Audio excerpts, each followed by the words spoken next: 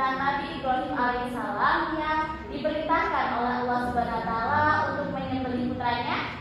Nah, ini merupakan sebuah kisah ribuan tahun lalu di Lembah Mina, di mana Nabi Ibrahim alaihissalam telah menanti selama puluhan tahun untuk mendapatkan keturunan Ismail. Beliau merupakan jawaban atas doa-doa yang telah dipanjatkan oleh Nabi Ibrahim. Namun suatu ketika dalam mimpinya Nabi Ibrahim alaihissalam diperintahkan oleh Allah Subhanahu wa taala untuk menyembelih sang putra. Ketika mimpi itu datang, Nabi Ibrahim tidak bertanya, "Ya Allah, mengapa Engkau mengambil milikku?" Namun beliau bertanya, "Bagaimana aku harus taat?" Dan Ismail sang putra tercinta menjawab dengan kalimat yang mungkin dapat menentukan ego dari seseorang. Ismail berkata, "Wahai ayahku, lakukanlah apa yang diperintahkan Allah Subhanahu wa taala kepadamu." Assalamualaikum warahmatullahi wabarakatuh. Waalaikumsalam warahmatullahi wabarakatuh. Selamat sore semuanya. Sore. Saya Sri Marajuki, senang sekali bisa bertemu dengan kalian semua pada sore hari ini.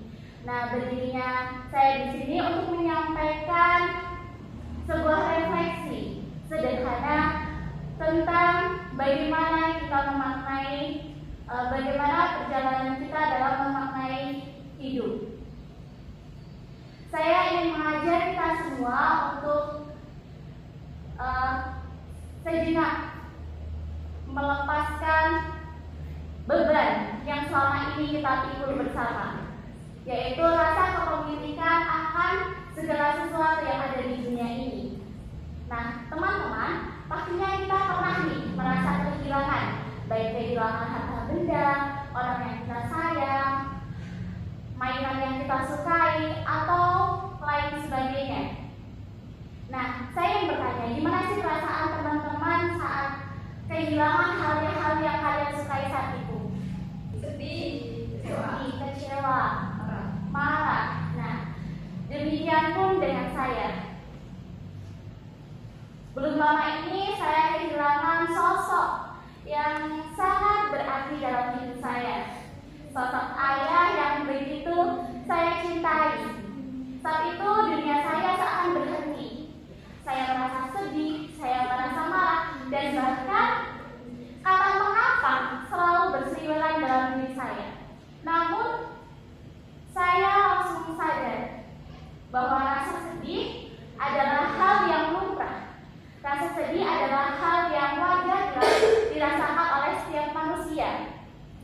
Namun ketika kita terlalu meratapi kesedihan itu secara berlebihan, itu adalah hal yang keliru, teman-teman. Sebab meratapi berarti kita seolah-olah menentang, seolah-olah tidak terima, atau seolah-olah tidak rela atas ketetapan yang sudah sang pemilik tetapkan. Seperti itu, teman-teman. Dari kejadian ini saya belajar bahwa melepaskan bukanlah akhir dari sebuah perjalanan, bukanlah akhir dari sebuah perjuangan, melainkan titik balik bagi kita semua untuk bisa bangkit kembali, untuk bisa dapat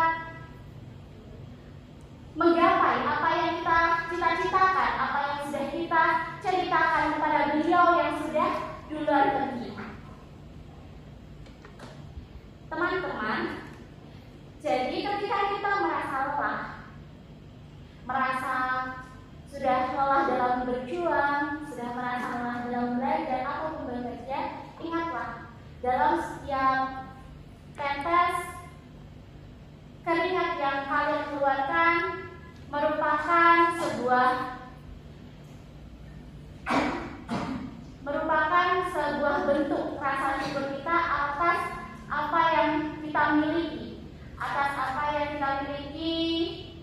dan juga atas apa yang menjadi titipan dari Allah Subhanahu wa taala.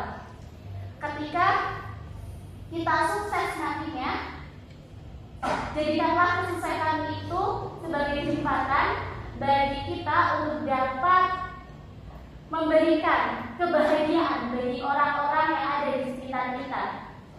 Jika kalian hari ini masih merasa beban hidupnya sangat berat ataupun masih merasa takut akan kehilangan sesuatu, coba pikirkan kembali.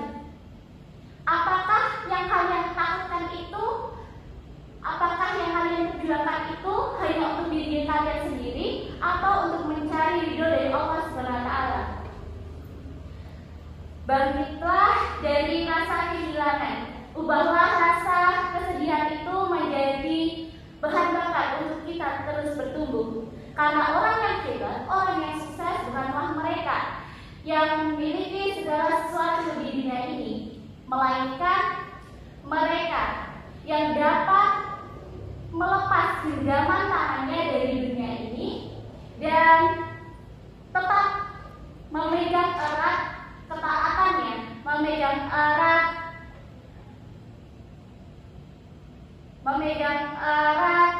keridoannya terhadap Allah Subhanahu wa taala.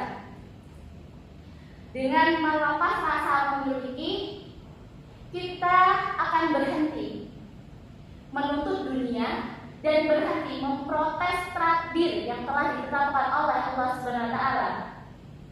Mari belajar ikhlas seperti Nabi Ibrahim dan belajar taat seperti Nabi Ismail. Dan mari kita belajar untuk menerima, untuk berusaha melepaskan sesuatu yang kita sukai sebelum Allah Subhanahu wa taala memintanya dengan cara yang mungkin tidak kita duga.